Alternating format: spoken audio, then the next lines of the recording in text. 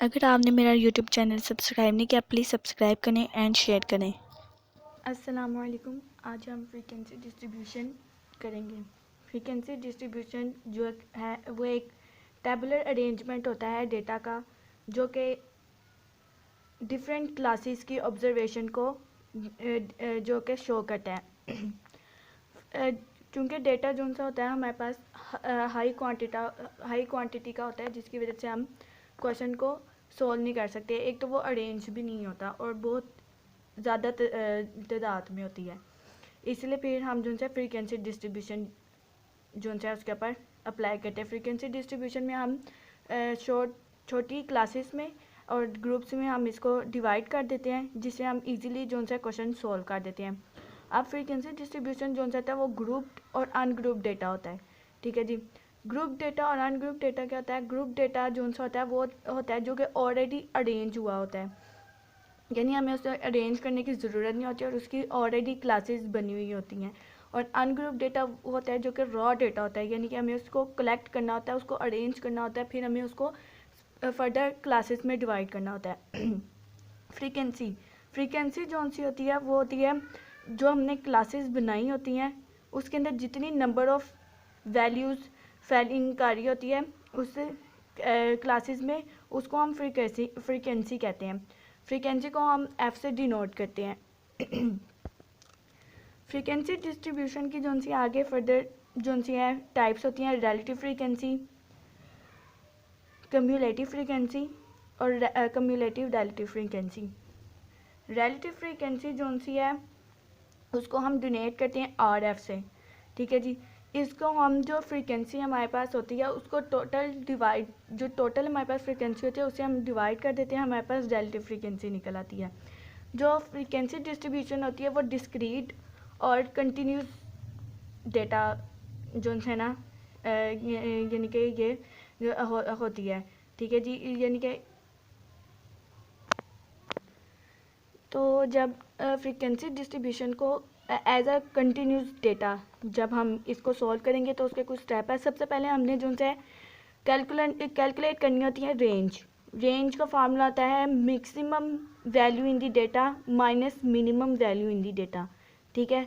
हमें उन्होंने ऑब्जर्वेशन दी होती है, डेटा दिया होता है, जिसके अंदर से हमने सबसे पहले मैक्सिमम वैल्यू को ढूंढना होता है, उसके बाद हमने मिनिमम वैल्यू में से हम मिनिमम वैल्यू को माइनस कर देंगे तो हमारे पास रेंज निकल आएगी। रेंज को हम आर से डिनोट करते हैं।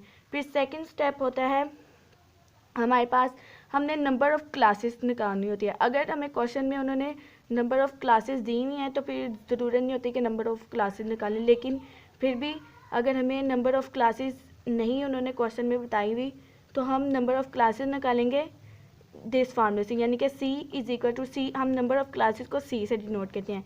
C is equal to 1 plus 3.3 log of n।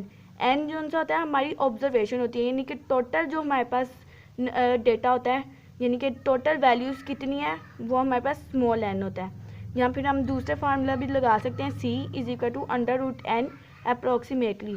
हमने अप्रोक्सीमेटली यानी कि राउंड ऑफ करके पॉइंट के बाद जो वैल्यू आती है उसको राउंड ऑफ करके जो उनसे हमने आंसर लिखना होता है। ठीक है जी।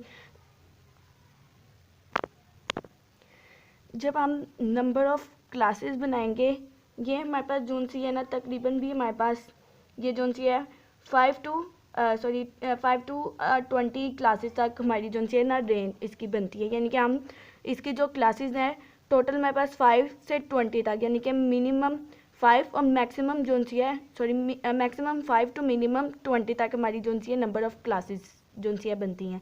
ठीक है। फिर नेक्स्ट हमने क्लासेस ड्रॉ करनी होती हैं। ठीक है जी।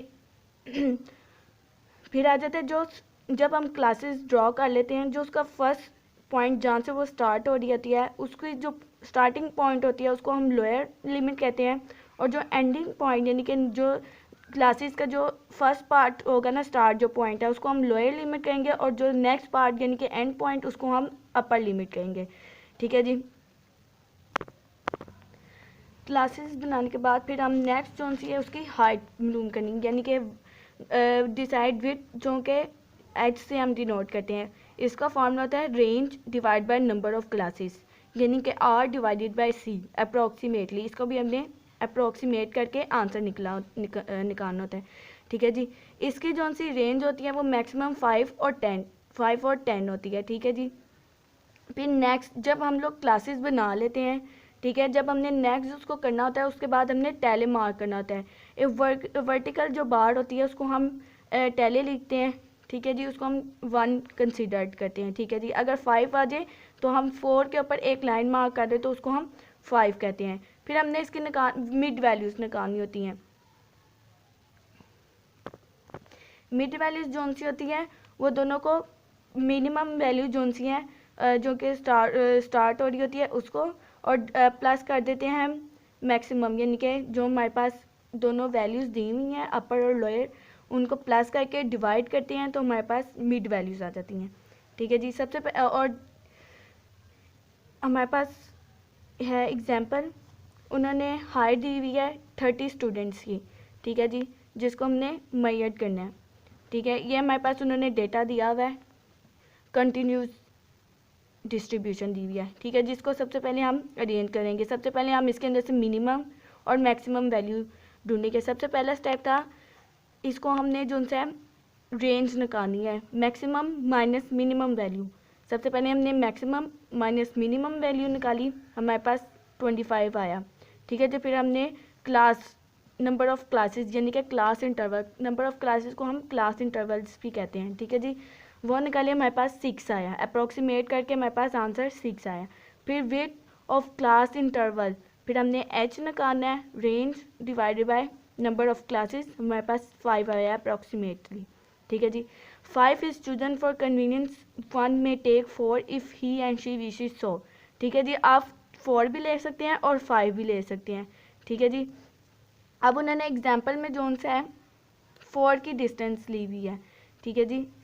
नेक्स्ट अगर मैं आपको दिखाऊँ जो उन्होंने क्लास लिमिट बनाई हुई है, सबसे स्मॉल हमारे पास क्या थी 87।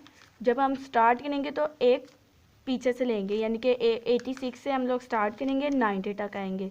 हमारे पास एक क्लासेस बन रही हैं 4 के इक्वल से, 86 प्लस 90 हमारे पास आ गया, 490 आ गया, फिर 91 नेक्स्ट हमारे पास आगे से स्टार्ट करेंगे, फिर 95 जो सी है हमारे पास class number of classes, class limit, class intervals बन गए। ठीक है जी। फिर नेक्स्ट हमने जो सी इसकी क्लास बाउंड्रीज बनानी होती हैं। क्लास बाउंड्रीज जो सी हैं हमने 0 पॉइंट जो क्लास बाउंड्रीज होती हैं वो हमने जो सी है, फिर हम इसकी क्लास बाउंड्रीज निकालेंगे। हमारे पास हाइट निकली होती है 5 की, 0.5 से हम माइनस करेंगे फर्स्ट वैल्यू को, हमारे पास जो सी है लोअर लिमिट निकल आएगी। फिर नेक्स्ट जो सी अपर लिमिट होगी उसके अंदर हम ऐड करेंगे। ठीक है जी। हमारे पास क्लास बाउंड्री इस तरह बन जाएगी। फिर क्लास बाउंड्री की जो सी हैं मिड वैल्यूज़ निकालने के लिए जो सी सेंटर पॉइंट जो है सेंटर ऑफ द क्लास उसको हम कहेंगे। ठीक है जी। निकालने के लिए उसको हम y1 से इंडिकेट करेंगे। ठीक है जी। 85 जो हमारे पास क्लास बाउंड्रीज निकली हुई हैं, क्लास बाउंड्रीज फर्स्ट यानी कि lower plus upper divide by 2 is equal to 88। ठीक है जी। इसकी भी हमने क्लास बाउंड्रीज निकाल लेनी है। इसी तरह हम जो से क्लास के भी सेम इसी तरह बाउंड्रीज निकाल सकते हैं। दोनों को ऐड करेंगे, डिवाइड बाय 2 करेंगे, क्लास बाउंड्री की भी सेम, दोनों अपर और लोअर लिमिट को ऐड करेंगे और डिवाइड बाय 2 कर देंगे। ठीक है जी। नेक्स्ट जो से है हमने क्वेश्चन जो है उसकी क्लास लिमिट निकाल ली, क्लास बाउंड्रीज भी निकाल ली। ठीक है जी। फिर मिड वैल्यूज़ टैली करना है। टैली जोन से वर्टिकल बार होती हैं। ठीक है जी। सबसे पहले हम टैली करते हैं, जितनी वैल्यूज़ इस लिमिट में क्लास बाउंड्रीज़ में जोन सी हैं लिमिट में आ रही होती हैं हम उधर मार्क करते जाते हैं। 86 to 90 में जितनी वैल्यूज़ आ रही होंगी हम यहाँ पे मार्क करते जाएंगे। ठीक है जी। 86 to 90, सबसे पहले 89, 88, 87 साथ साथ हम ड्रॉ करते जाएंगे। 89 4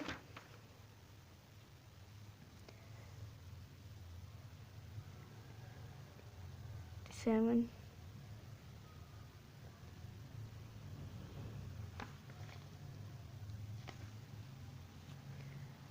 87 आ गया, फिर 90 आ गया,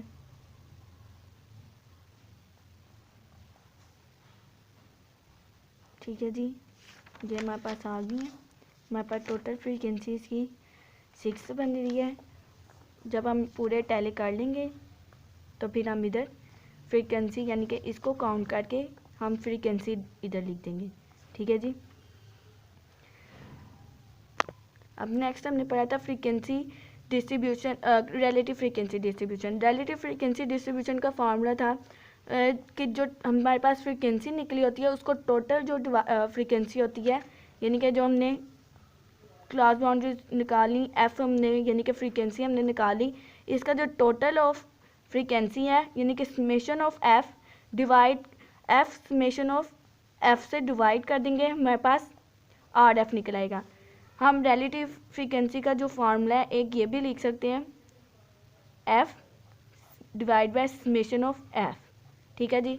ये आंसर, ये जो फार्मूला है ये भी इजी रहेगा ताकि इजीली जो से हमारे पास रिलेटिव फ्रीक्वेंसी निकल है, ठीक है जी। नेक्स्ट हमारे पास डिस्क्रीट डेटा होता है। डिस्क्रीट डेटा जो से है इसके अंदर सिर्फ हमने जो सी है फ्रीक्वेंसी यानी कि इसके अंदर हमने कोई भी रेंज वगैरह नहीं निकालनी होती, सिंपली हमारे पास इन्होंने डेटा दिया होता है, ठीक है जी, यानी कि ऑब्जर्वेशन दी होती है, सिंपली हमने उसको लिखना होता है, फिर उसका टैली करना होता है और फ्रीक्वेंसी निकालनी होती है, ठीक है जी। इसके अंदर कोई क्लासेस वगैरह जो सी है नहीं बनानी होती। कैटेगोरिकल डेटा भी इस तरह ही होता है। नेक्स्ट हमारे पास जो सी उन्होंने डिस्क्रीट डेटा की जो सी है हमारे पास उन्होंने एग्जाम्पल दी हुई है। एग्जाम्पल है the observation about the number of rotten potatoes, ठीक है जी। रोटन पटाटोज की उन्होंने हमें ऑब्जर्वेशन दी हुई है, ठीक है जी। 20 इक्वल साइज, ठीक है जी, ये हमारे पास उन्होंने ऑब्जर्वेशन दी हुई है। अब हमने फ्रीक्वेंसी निकालनी है। फ्रीक्वेंसी निकालने के लिए सिंपल हमने इसका जो है नंबर ऑफ रोटन पटाटोज लिखने हैं, कहाँ से स्टार्ट हो रहा है और कहाँ तक हमारे पास एंडिंग पॉइंट है। 0 से स्टार्ट हो रहा है और मैक्सिमम हमारे पास जो पॉइंट वैल्यू है वो हमारे पास 4 है, तो 0 1 2 3 एंड 4 कर देंगे। सेम नेक्स्ट हम लोग टैली निकालेंगे। 0 हमारे पास कितनी दफ़ा आ रहा है, 1 2 3 एंड 4 एंड 5। हम यहाँ पे टैली मार्क करते जाएंगे। जैसे जैसे हम 1 स्टार्ट 1 आ रहे हैं फर्स्ट मार्क करेंगे, फिर 2 आ रहा है 2 पे मार्क कर देंगे, 4 आ रहा है 4 पे मार्क कर देंगे, 3 आ रहा है 3 पे मार्क कर देंगे, 0 आ रहा है 0 पे मार्क।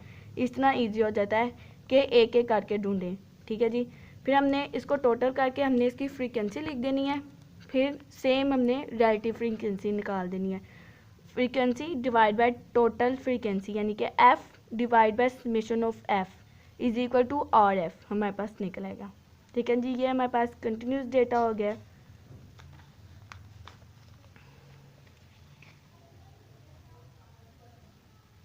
अगर हमारे पास जून से ना, ये वैसे भी डेटा जून से ना छोटा था, यानी कि 0 1 2 3 4 5, अगर हमारे पास ये से इस तरह ही डेटा आ रहा है ना तो हमने जून से इसको ऐसे ही सॉल्व कर देना, इसकी क्लासेस वगैरह नहीं बनानी। लेकिन हमारे पास जो डेटा, अगर हमारे पास डेटा बड़ा आ रहा है, जैसे कि पहले वाली एग्जांपल में हमारे पास डेटा 90 80 100 आ रहा था तो हमने उसकी क्लासेस ड्रॉ की। तो सेम अगर हमारे पास इस डेटा भी है जो सा जो अगर आ जाएगा लार्ज, दैन फिर हम इसको कंटिन्यूस डेटा की तरह सॉल्व करेंगे। फिर आ जाती है वन एंड क्लासेस।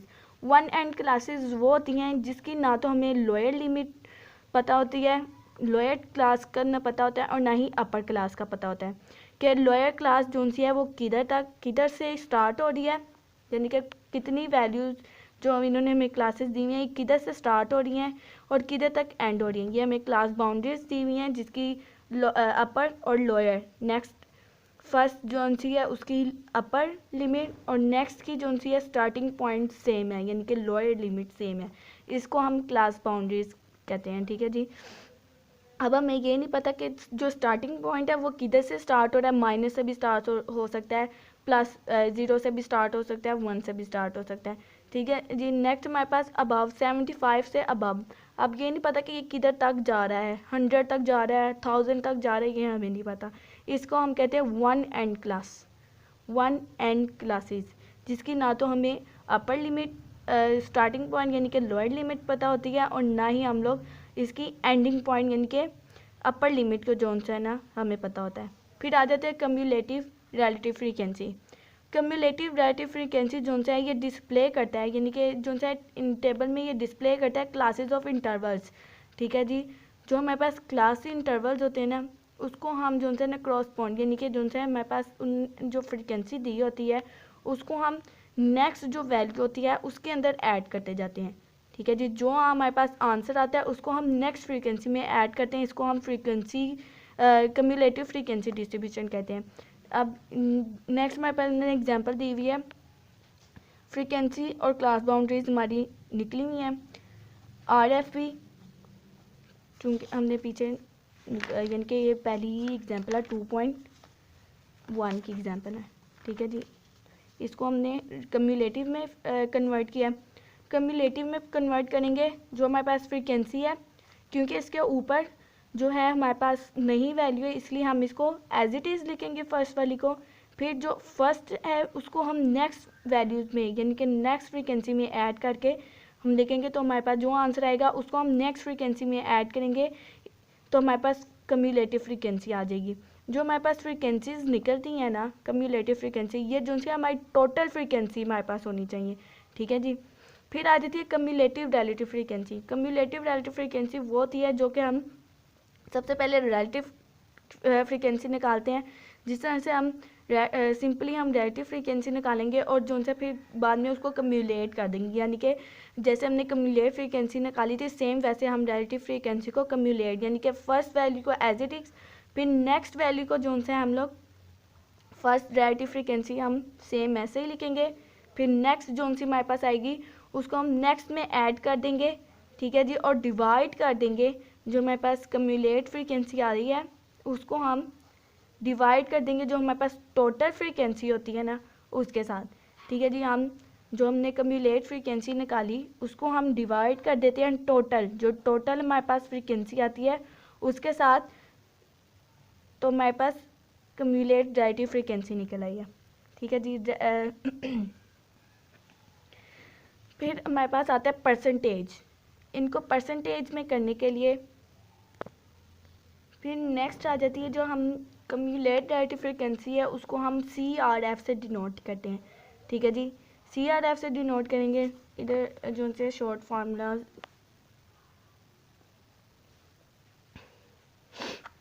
ठीक है, अब परसेंटेज कम्युलेटिव फ्रीक्वेंसी क्या होता है?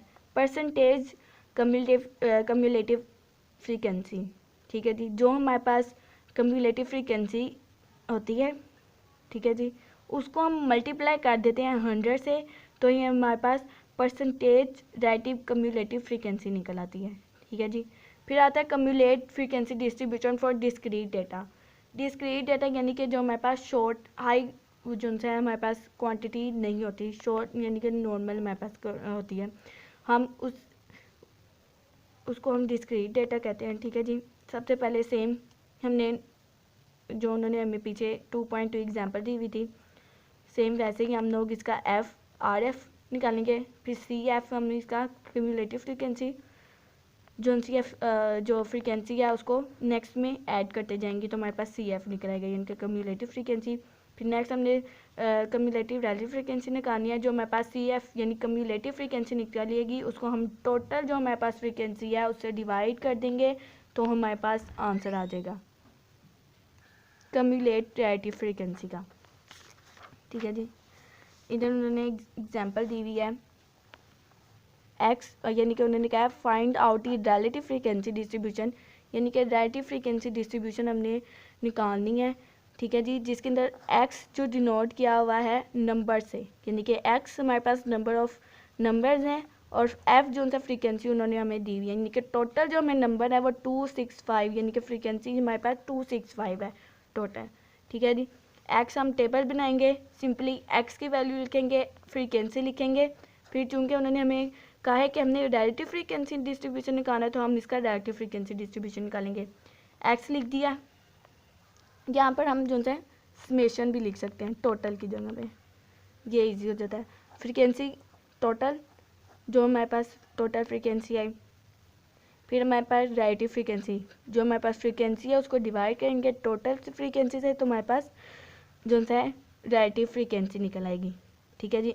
यानी कि R F is equal to F divide by summation of F.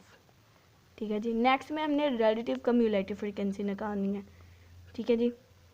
Same वही हम इसका सबसे पहले रिलेटिव कम्युलेटिव फ्रीक्वेंसी निकालने के लिए कम्युलेटिव फ्रीक्वेंसी निकालेंगे। रिलेटिव फ्रीक्वेंसी कम्युलेट फ्रीक्वेंसी निकालने के लिए सबसे पहले जो है हम कम्युलेट फ्रीक्वेंसी निकालेंगे। कम्युलेट फ्रीक्वेंसी निकालने के लिए फर्स्ट वैल्यू जो फ्रीक्वेंसी है सेम वैसे ही लिखेंगे, जो नेक्स्ट आएगी उसको हम नेक्स्ट में ऐड कर देंगे। यानी कि जो फर्स्ट 24 वैसे है तो इसको 66 में ऐड करेंगे, हमारे पास कम्युलेटिव फ्रीक्वेंसी आ जाएगी। फिर जो हमारे पास 90 आंसर है उसको हम नेक्स्ट 80 में ऐड कर देंगे तो हमारे पास कम्युलेटिव फ्रीक्वेंसी आ जाएगा। फिर रिलेटिव फ्रीक्वेंसी जो सी हमारे पास कम्युलेटिव फ्रीक्वेंसी जो निकाली है उसको हम टोटल जो सी हमारे पास फ्रीक्वेंसी है उससे डिवाइड कर देंगे तो हमारे पास कम्युलेटिव रिलेटिव फ्रीक्वेंसी आ जाएगी। नेक्स्ट हम इसकी एक्सरसाइज में एग्जांपल देख लेते हैं और एक्सरसाइज में जो क्वेश्चन इससे रिलेटेड है।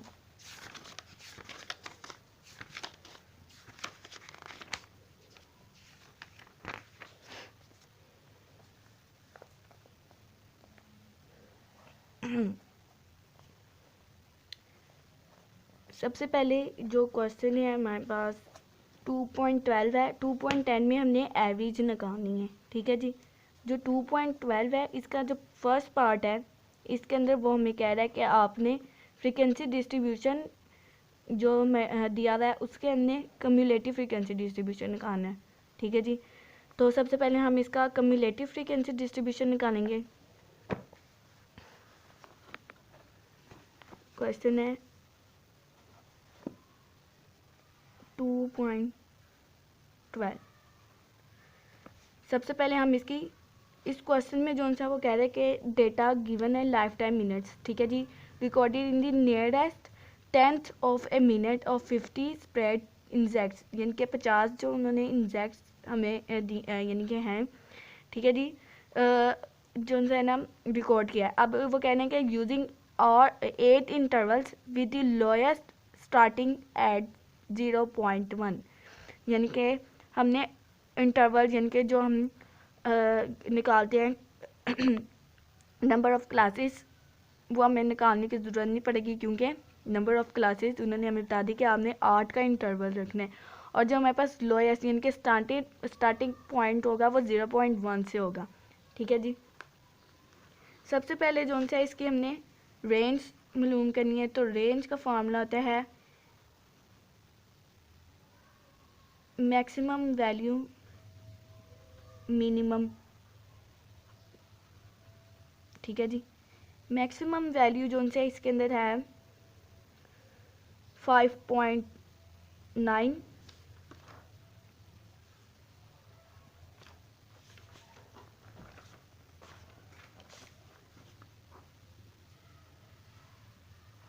माइनस मिनिमम वैल्यू हमारे पास है 0.2। ठीक है जी। इसको हम माइनस करेंगे।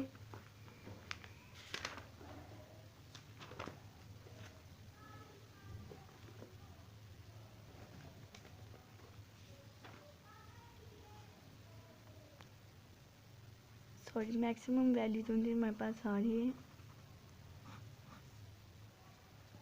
6.3 माइनस 0.2। इसको हम सॉल्व करेंगे। 6.3 minus 0.2 is equal to R हमारे पास निकला है 0.1। ठीक है जी। नेक्स्ट जो सा हमें उन्होंने नंबर ऑफ़ क्लासेस यानी कि क्लास इंटरवल्स दिए हुए हैं। नंबर ऑफ क्लासेस, ठीक है जी, इज इक्वल टू 8। फिर हमने इसकी निकालनी है विड्थ यानी कि एज का फार्मूला आता है रेंज डिवाइडेड बाय सी। तो रेंज हमारे पास क्या निकली थी 6.1 डिवाइडेड बाय 8। 6.1 डिवाइडेड बाय 8, तो हमारे पास क्या निकला 0. राउंड ऑफ करेंगे 8, इनके 1 भी आ सकते हैं।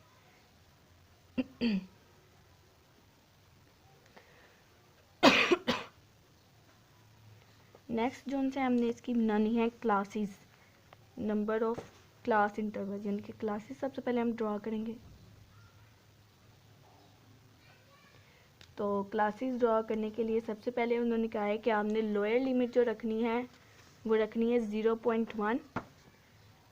तो स्टार्टिंग पॉइंट 0.1 हमने इंटरवल 8 का रखना था, तो 0.1 से हमारे पास बन रहा है 0.8। ठीक है जी, 0.1 से 0.8, नेक्स्ट में फिर 0.9, नेक्स्ट हमारे पास क्या बनेगी 0.9,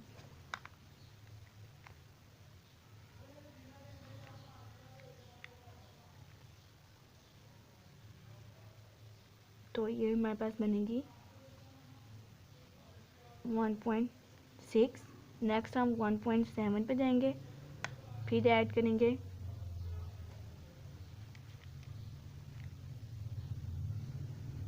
ठीक है जी। नेक्स्ट इसी तरह हम ऐड करते जाएंगे तो 2.4 आ जाएगा। फिर नेक्स्ट हमारे पास 2.5, 3.2, 3.3, सेम इसी तरह हमने सारी क्लास बाउंड्रीज निकाल लेनी है। ठीक है जी।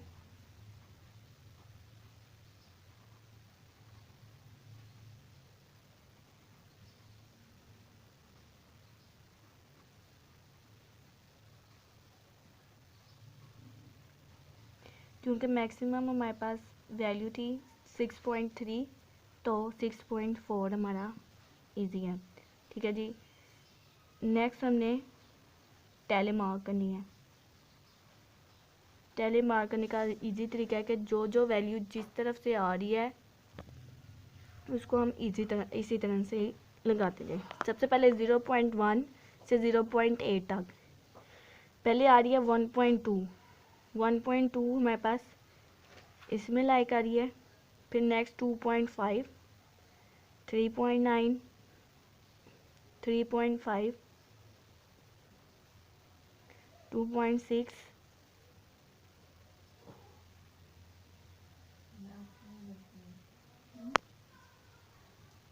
फिर 2.2,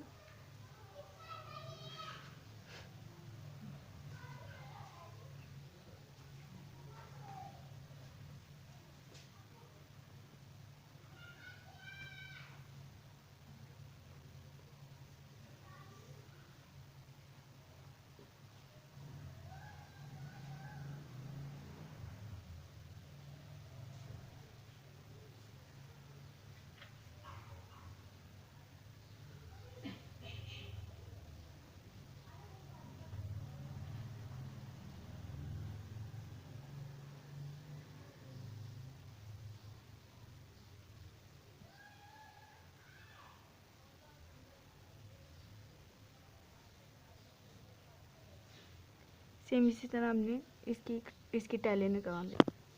ठीक है जी, टैली निकाल ली। नेक्स्ट हमने इसकी फ्रीक्वेंसी, इसको हम ऐड कर देंगे। ये हमारे पास 5, ये हमारे पास 9, ये हमारे पास 15, 10, 6, 2, 1 एंड 2। ठीक है जी, इनको ऐड करेंगे 5 + 9,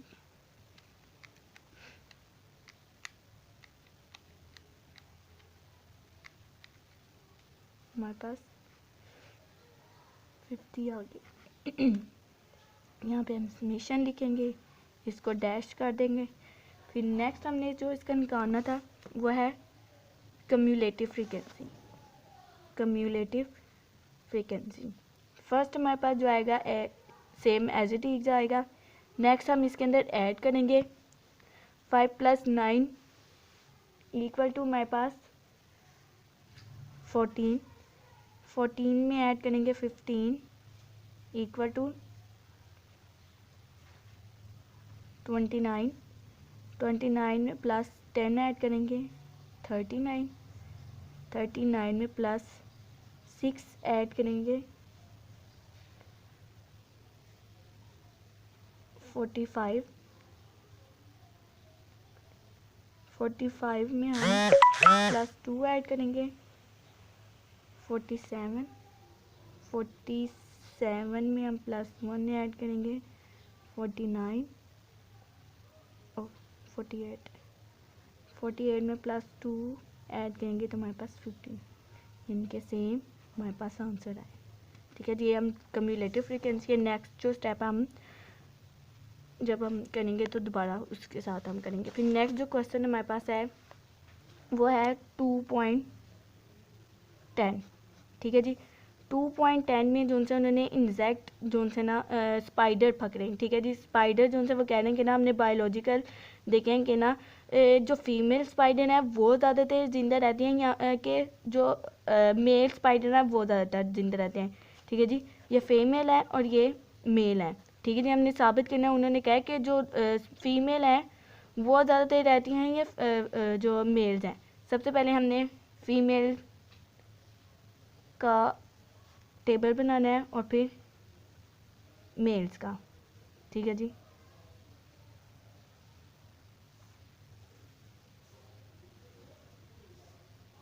इसके अंदर हम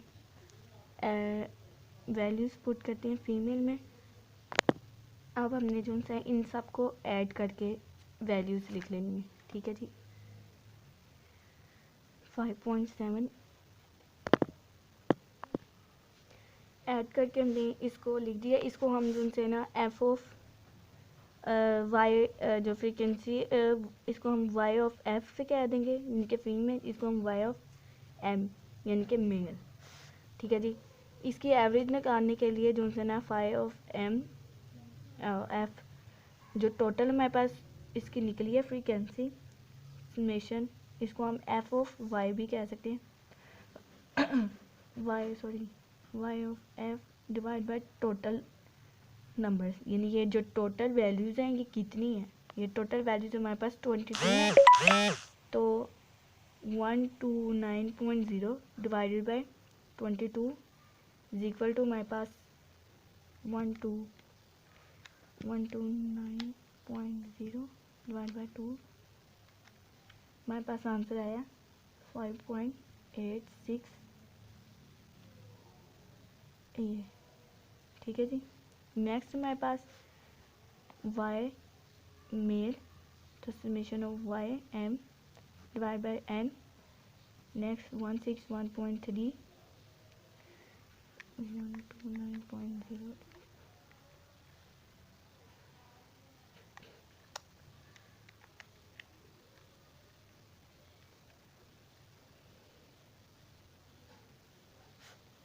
डिवाइड बाय ये हमारे पास 20 है, तो इसको डिवाइड करके हमारे पास आंसर आया 161.3 डिवाइड बाय 28.065। ठीक है जी, यानी कि शो कर रहा है कि जो हमारे पास फीमेल है वो ज़्यादा देर तक जिंदा रह सकती है। तो क्या किया, it shows that the male spiders are longer than